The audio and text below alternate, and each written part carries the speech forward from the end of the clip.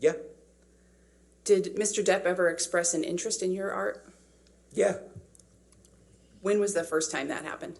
Well, first time you saw a painting in 2008, and then the next time was 2012. I had made a painting and sent it to my best friend, in an email, and he forwarded it to Johnny, and Johnny emailed back saying, "Hey, when Isaac wants to sell that, whenever he wants to sell that, to go ahead and get in touch with me because I want to buy it." Did Mr. Depp ever buy that painting? No. Why not? Because when I brought over paintings, I had moved back to California, and I brought over a bunch of paintings for him to look at and see if he wants any, to buy any. And he looked at me and says, "I got an idea. How about I be your patron, and we put together an art show, make a body of work, and then I'll throw a party and invite people, and I'll sell the stuff for you, and you could keep all the money." So he didn't buy any paintings there. Instead, he offered me a complete patronship. So what did you understand he meant by becoming your patron?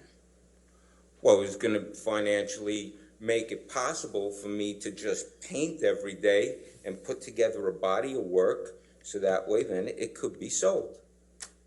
How did he plan to do that? Objection to what he planned on doing. What did you understand he planned to do to make that possible for you? I could tell you that what it included was that the next day I ended up moving into I moved into a art studio penthouse at the Eastern Columbia building.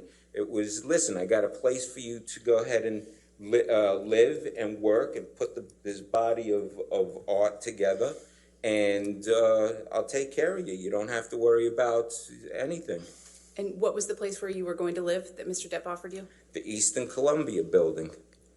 Did you take him up on that offer to live at the Eastern Columbia building? Yeah, of course. And how did that make you feel? I started crying. One day you're in your mother's garage selling paintings for $100, $200, $300 on eBay. Next thing you know, it's an art show, and like you don't have to worry about diddly squat. Of course. I was flipping out. When did you move into the Eastern Columbia building? The next day after we met and we talked. The next day, I get a phone call from a guy named Kevin Murphy, who is working for Johnny, and and he says, "Hey, meet me at this address." And I go and I meet him, and here I am in front of this building. This is a beautiful building. This is like, it's 13 floors, but it's like from the 1930s, some Art Deco, beautiful building. And I'm looking, I'll go, all right, this is unreal. What, there's going to be, all right, it's going to be one of these apartments or whatever, one of these places here.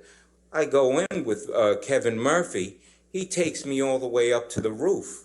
We go into penthouse 2, and I walk in and I'm like crying, going, it's beautiful.